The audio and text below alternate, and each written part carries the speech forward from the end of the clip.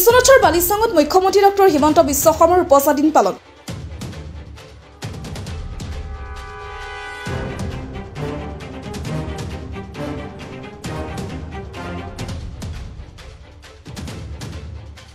আজি অসমৰ সুদক্ষ মুখ্যমন্ত্ৰী ডক্টৰ হিমন্ত বিশ্ব শৰ্মাৰ উপচা দিন 55 বছৰ সম্পূৰ্ণ কৰা জন্মদিন উপলক্ষে বিভিন্ন কাৰ্যসূচীৰ মাজেৰে ৰাজ্যত উদযাপন কৰা হৈছে মুখ্যমন্ত্ৰীগৰাকীৰ জন্মদিন।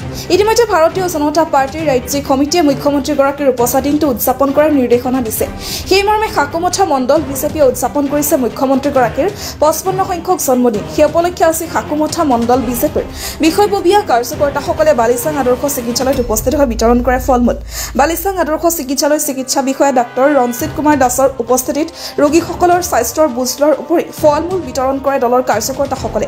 অনুষ্ঠানটি আদৰে সাকুমঠা মণ্ডল বিজেপিৰ সভাপতি ৰঞ্জন ৰাউতে মুখ্যমন্ত্ৰীগৰাকীৰ 55 সংখ্যক জন্মদিন পালনৰ কথা উল্লেখ কৰি দেশখনৰ ভিতৰতে উন্নয়নশীল ৰাজ্য হিচাপে প্ৰতিষ্ঠা কৰাৰ প্ৰয়াস অব্যাহত ৰখা মুখ্যমন্ত্ৰীগৰাকীৰ উপচা দিনৰ শুভেচ্ছা জ্ঞাপন কৰাৰ লগতে সুস্বাস্থ্য কামনা কৰে মণ্ডল সভাপতিগৰাকী। অনুষ্ঠানত মণ্ডল বিজেপিৰ সাধাৰণ সম্পাদক গণেশ বাছৱাৰ, ৰূপম নাথ চতিয়া, মণ্ডলৰ সাধাৰণ সম্পাদক সুভাষ বাস্কে, প্ৰাক্তন জিলা পৰিষদৰ সদস্য প্ৰবীণ হানছে, সাকুমঠা মণ্ডল বিজেপিৰ চাহ মৰ্চাৰ সভাপতি ৰাকেশ টছাকে ধৰি সাকুমঠা মণ্ডল বিজেপিৰ বিভিন্ন দায়িত্বত থকা কাৰ্যকৰ্তাসকল উপস্থিত থাকে। আমি ভাৰতীয় জনতা পাৰ্টি সাকুমঠা মণ্ডল সমিতি ৰাজ্যিক সমিতিৰ আহ্বান মৰ্মে আমি আজি পুৱা ভাগত প্ৰায় আমাৰ 76টা বুথত আমি চাফাই অভিযান, স্বচ্ছ ভাৰত অভিযান আমি পালন কৰিলোঁ। তাৰপিছতে আমাৰ এটি কাৰ্যসূচী আছিলে যে আমাৰ যিখন চিকিৎসালয়ত ভৰ্তি যিসকল ৰোগী আছে তেখেতসকলক ফল-মূল বিতৰণ। ইতিমধ্যে আমি ফল-মূল বিতৰণ সম্পূৰ্ণ কৰিছোঁ। আৰু আমাৰ মাননীয় হিমন্ত বিশ্ব শৰ্মা, ডক্টৰ হিমন্ত বিশ্ব শৰ্মা ডাঙৰীয়াৰ আজি জন্মদিন।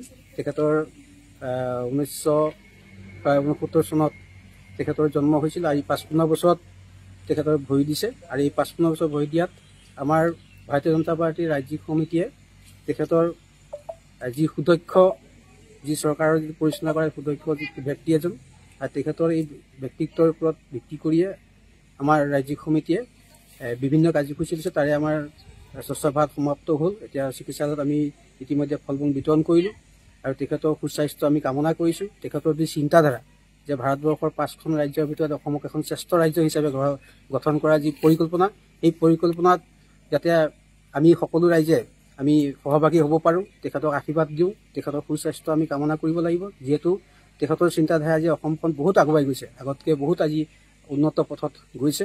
গতিকে সেইকাৰণে আমি তেখেতৰ এই কাৰ্যসূচীটো দলৰ আহ্বান মৰ্মে আমি কাৰ্যসূচী লৈছোঁ আৰু আমি ৰোগীসকলকো আহ্বান কৰিছোঁ তেখেতসকলেও আশীৰ্বাদ দিয়ক যাতে তেখেতৰ স্বাস্থ্য ভালে থাকে, তেখেতৰ চিন্তাধাৰাটো আগলৈ আৰু বৃদ্ধি হয়।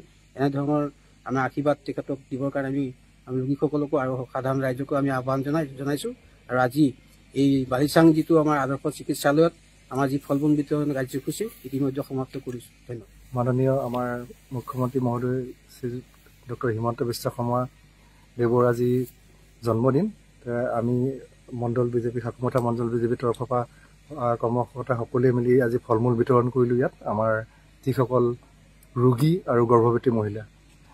আৰু এইখিনিতে আমি সকলোৰে ফালৰ পৰা মই তেখেতৰ জন্মদিনৰ শুভেচ্ছা জ্ঞাপন কৰিছোঁ আৰু তেখেতৰ সুস্বাস্থ্য আৰু দীৰ্ঘায়ু কামনা কৰিলোঁ। বিশ্বনাথৰ পৰা ৰমেশ চন্দ্ৰ চৰণৰ report, the North East times.